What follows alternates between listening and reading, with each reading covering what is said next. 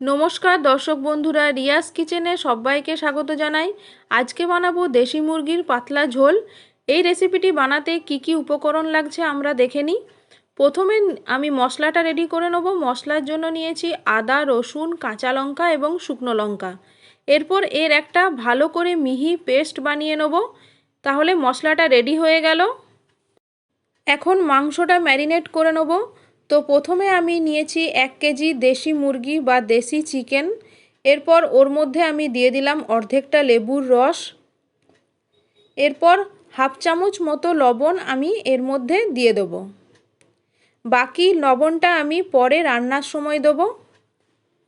এখন দিয়ে দেবো আমি 1 চামচ মতো গোলমরিচের গুঁড়ো। গোলমরিচের গুঁড়ো দিলে এর স্বাদ ভীষণ ভালো হয়। এখন আমি খুব ভালো করে মাংসটাকে মাখিয়ে নেব। খুব ভালো করে মাখাতে হবে। তারপর আমি ঢাকা দিয়ে 1 ঘন্টা মতো রেখে দেবো। 1 ঘন্টা পর আমি কড়াইয়ে তেল গরম করে ওর মধ্যে তেজপাতা দিলাম কয়েকটা।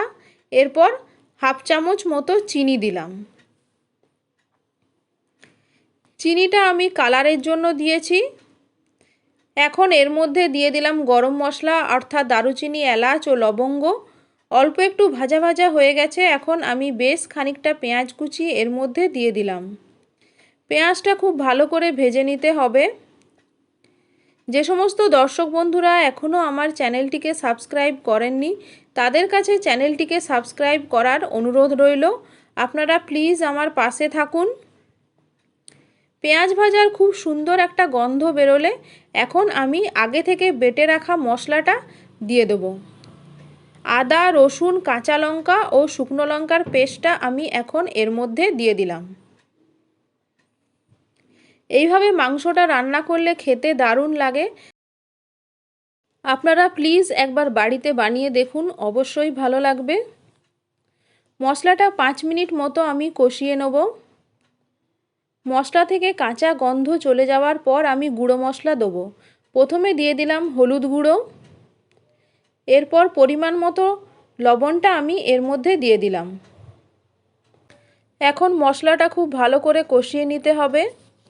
যে সমস্ত দর্শক বন্ধুরা এখনও আমার চ্যানেলটিকে সাবস্ক্রাইব করেননি তাদের কাছে চ্যানেলটিকে সাবস্ক্রাইব করার অনুরোধ রইল। মশলাটা খুব ভালোভাবে কষানো হয়ে গেছে এবং এর মধ্যে তেল বেরিয়ে এসছে। এরপর আমি ম্যারিনেট করে রাখা মাংসটা এর মধ্যে দিয়ে দিলাম। দেশি চিকেন বা দেশি মুরগিটা নুন, গোলমরিচ এবং লেবুর রস দিয়ে ম্যারিনেট করে রেখেছি। মাংসটা দেওয়া হয়ে গেল।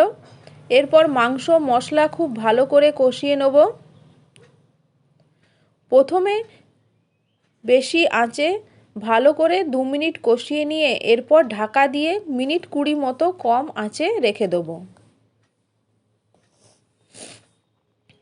এরপর ঢাকা খুলে দেখে নেব 20 মিনিট পর। দেখুন মাংসটা খুব সুন্দর সেদ্ধও হয়েছে এবং ভালো করে কষানোও হয়ে গেছে। এখন অল্প একটু নাড়াচাড়া করে নেব। এই প্রসেসে রান্নাটা করলে খেতে দারুণ লাগে। এখন এর মধ্যে আমি একটা বড় টমেটো কুচিয়ে রেখেছি দিয়ে দিলাম। টমেটো দেওয়া হয়ে গেছে। এখন এর মধ্যে আমি 1 চামচ মতো ভাজা মশলা দিয়ে দেব, রোস্টেড জিরে, ধনে এবং শুকনো লঙ্কা পাউডার। এখন দিয়ে দেবো আমি হাফ চামচ মতো গরম মশলা। গরম মশলা যেহেতু আগেই দেওয়া আছে তেলের মধ্যে তাই আমি এখানে অল্প পরিমাণে গরম মশলা দিলাম। 2 মিনিট মতন মাংসটা কষিয়ে নেব যাতে টমেটোটা নরম হয়ে যায়।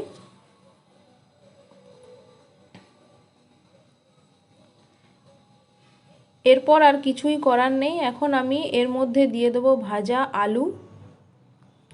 আলুটা আপনারা স্কিপ করতে পারেন। যদি আলু খেতে ভালোবাসেন তাহলে আলু দেবেন, না হলে দেবেন না। আলু দিয়ে 2 মিনিট নাড়াচাড়া করার পর আমি এখন পরিমাণ মতো জল এর মধ্যে দিয়ে দেব। জলটা আপনারা আপনাদের ইচ্ছা অনুযায়ী দিতে পারেন। যেহেতু আমি এখানে পাতলা ঝোল বলেছি তাই আমি একটু বেশি পরিমাণে জল দিলাম। এরপর আমি ঢাকা দিয়ে মিনিট 20 রেখে দেবো। 20 মিনিট পর ঢাকা খুলে দেখে নেব ঠিকঠাক হয়েছে কিনা। দেশি মুরগির পাতলা ঝোল একদম রেডি হয়ে গেছে। এখন এটা গরম গরম ভাতের সাথে পরিবেশন করব। রেসিপিটি ভালো লাগলে একটা লাইক ও বন্ধুদের মধ্যে শেয়ার করে দেবেন। চ্যানেলটিকে সাবস্ক্রাইব করতে ভুলবেন না। অবশ্যই কমেন্টসে লিখে জানাবেন কেমন হয়েছে। আবার নতুন কোনো একটা রেসিপি নিয়ে আপনাদের সামনে চলে আসব। আপনারা সবাই ভালো থাকুন, সুস্থ থাকুন, ঈশ্বরের কাছে এই প্রার্থনাই করি।